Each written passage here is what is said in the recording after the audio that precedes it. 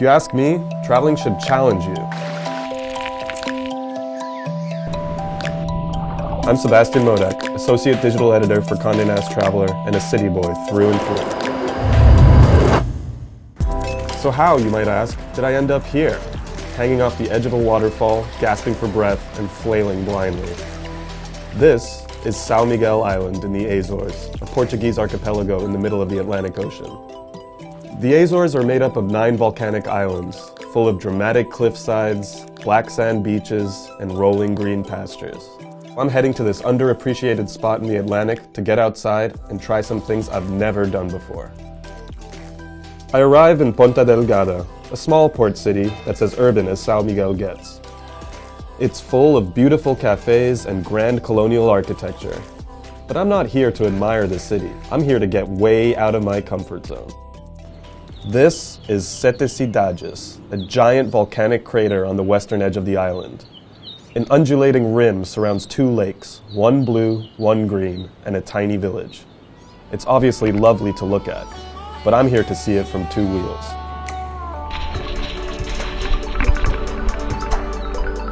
Recent rains have made the gravel loose and wet. Uphills are tough, as expected, but the downhills are straight up terrifying. I skid across the ground and lose my balance more than once. This is really intense. The weather changes constantly. One second, I'm in a cloud, unable to see more than a few feet in front of me. The next, the sky clears, and I see the twin lakes below me. I stop often to take in the view.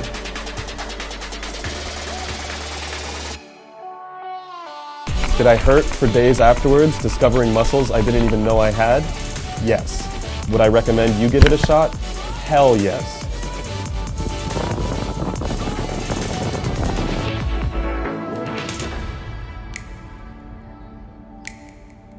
I'll generally eat whatever's put in front of me, so when I hear about cocido das furnas, a meal cooked deep in volcanic vents, I say yes please. The ingredients are assembled in the morning, a few roots and vegetables, and a whole lot of meat. Chicken, cow, pig, it's all thrown in the pot, and then lowered into the ground.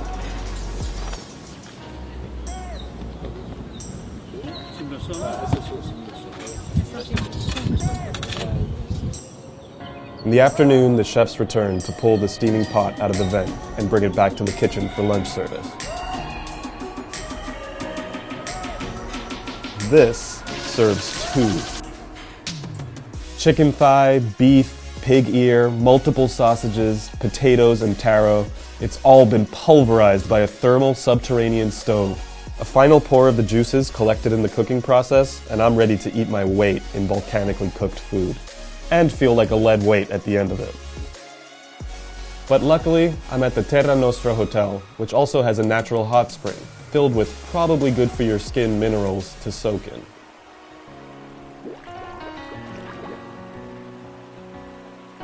A doctor would likely tell me that getting into hot water after eating the biggest meal of my life is not a good idea. But I'm not a doctor.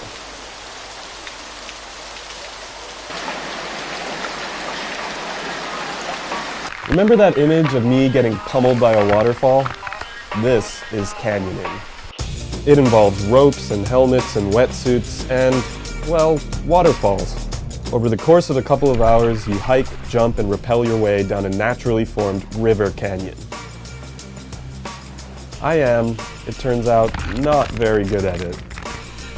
But I have some help, courtesy of ace guides like Bruno, who gives me a much-needed hand along the way.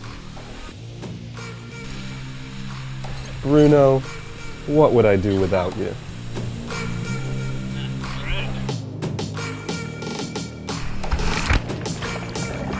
With my heart rate up and feeling just a little battered, it's time for another hot spring soak.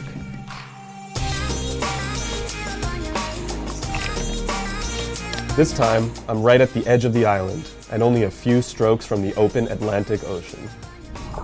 As a city boy, I do appreciate the outdoors. A hike on a Sunday or even a walk through a park is a refreshing break from all the noise. But in the Azores, I experienced a whole new level of interaction with the natural world. For much of it, it was just me and the Eden that is São Miguel. I saw very few tour buses or big crowds. Entire stretches of prime oceanfront real estate stand undeveloped and untouched. In my mind's eye, I saw sprawling resort complexes being built in the future. That said, what right do I have to hope that it stays as it is? Increased tourism brings more money into the islands, creates more jobs. Maybe it's what Azorians want.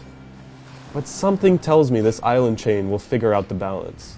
The adventures on offer in its barely touched wilderness are its greatest appeal, an inexhaustible playground of the outdoors. I, for one, will be back. There are 8 other islands to see after all.